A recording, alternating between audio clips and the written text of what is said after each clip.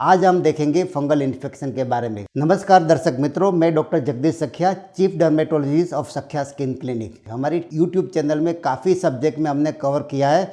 तो इसमें विटिलिगो है, पिंपल्स है, हेयर फॉल है, नेल इन्फेक्शन है। स्किन में 5000 से प्लस ज़्यादा डिजीज़ होता है। स्किन हमारा जो लार्जेस्ट ऑर्गन होता है, तो जैसे हम घर में बड़े जो बुजुर्ग को कैसे ध्यान रखते हैं, तो वैसे स्किन जो है सबका ध्यान रखते हैं। लीवर, किडनी जो है वाइटल ऑर्गन है, उसको कोई तकलीफ ना हो, इसके लिए स्किन का जो काम है, तो स्किन का भी हमें ज़्यादा देख रेख रखनी पड़ेगी। अदरवाइज क्या होगा, अगर स्किन आपका जो डिफेंस मैकेनिज्म है अगर वही वीक हो जाता है तो आपको काफ़ी बीमारी हो सकती है। तो अभी सबसे ज़्यादा कॉमन जो बीमारी आती है वो फंगल इन्फेक्शन है। एक्चुअली जो वैसे फंगल, बैक्टीरिया, वायरस तीनों हमारे स्किन में रहता है, वो हार्मनी में रहते हैं, मिलजुल के रहते हैं।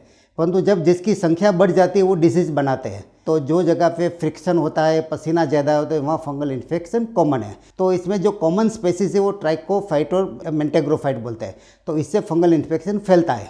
और 3 टाइप का फंगल इन्फेक्शन होता है, जो बोलते हैं कि रेड कि जो हाईली कॉन्टेजियस होता है, स्प्रेड होता है। दूसरा ब्लैक कलर का, जो वो खुजली कर करके एकदम ब्लैक बना देते हैं, उसको बोलते हैं लाइकेनिफाई चेंजेस आता है। और तीसरा बोलते हैं मॉडिफाई फंगल इन्फेक्शन, जो patient over the counter medical store से स्टेरॉइड वाली क्रीम लगा के जो पिक्चर चेंज कर देते हैं, तो उसको डायग्नोसिस करना थोड़ा डिफिकल्ट रहता है। तो ये उसको बोलते हैं फंगल इन्फेक्शन। और हमारे स्किन में किसको ज़्यादा होता है फंगल इन्फेक्शन? सबसे पहले हाइजीन। अगर पुअर हाइजीन होता है, पुअर हाइजीन किसको बोलते हैं? कि जो डेली स्नान नहीं करते हैं, स्किन को अच्छी तरह से साफ़ नहीं करते, 2 मिनट में स्नान करके बाहर निकल जाते हैं, हफ्ते में 1-2 बार स्नान करते हैं, वो बोलते हैं पुअर हाइजीन। दूसरा होता है ओबेसिटी। ओबेसिटी की वजह से पसीना बहुत होता है, तो वो लोगों को फंगल इन्फेक्शन होने का चांस ज़्यादा होता है, क्योंकि फंगस को खुराक चाहिए इसकी डेड स्किन। तो मैसेरेटेड स्किन उसके लिए आइडियल कंडीशन होता है, उसको स्वीट बनता है। हम डेजर्ट खाते हैं ना, वैसे फंगल के लिए वो डेजर्ट बोलते हैं। फिर डायबिटीज़ वाला, जिसकी शुगर का प्रमाण ज़्यादा रहता है, तो उसको भी ये फंगल इन्फेक्शन होने का चांसेस ज़्यादा है। इसके अलावा पेशेंट इम्यूनो कॉम्प्रोमाइज कंडीशन में होता है, मीन्स जिसको HIV होता है, काफ़ी कैंसर की दवाई से इम्यूनिटी जो कम होती है, वो लोगों को फंगल इन्फेक्शन ज़्यादा होता है। और फंगल इन्फेक्शन जो भी 5-6 टाइप का होता है। अगर सर पे होता है उसको बोलते हैं टीनिया कैपिटिस। अगर फेस में होता है उसको बोलते हैं टीनिया फेसी। बॉडी में होता है उसको बोलते हैं टीनिया कॉर्पोरिस। ग्रोइन में, जांघ में जो होता है उसको बोलते हैं टीनिया क्रूरिस। हाथ में होता है उसको बोलते हैं टीनिया मेनम। पैर में जो होता है उसको बोलते हैं टीनिया पेडिस। नाखून में होता है उसको बोलते हैं टीनिया अंगवियम। तो अलग अलग टाइप का फंगल इन्फेक्शन है। और डायग्नोसिस के अलावा इसका ट्रीटमेंट का ड्यूरेशन अलग अलग होता है। मानो कि नख में होता है तो 6 महीने का कोर्स आता है, हाथ पैर में होता है तो 4 से 5 महीने का कोर्स आता है, बॉडी में होता है तो 3 वीक से 6 वीक का कोर्स आता है, और अगर लंबे समय से होता है तो 3 महीने का कोर्स आता है। फंगल इन्फेक्शन का प्रॉब्लम ये है कि कुछ भी क्रीम लगाओ टेम्परेरी आपको ठीक कर देता है, पर जैसे दवाई छोड़ देते हैं वो वापस होता है। तो ऑलवेज उसका कोर्स ख़त्म करना बहुत ज़रूरी है। पहले फंगल इन्फेक्शन सिर्फ 300 रुपये के कोर्स से मिट जाती थी। अभी फंगल इतना रेजिस्टेंट हो गया कि 3-3 महीने कोर्स खाना पड़ता है और 10,000 से ऊपर कोर्स चली जाती है।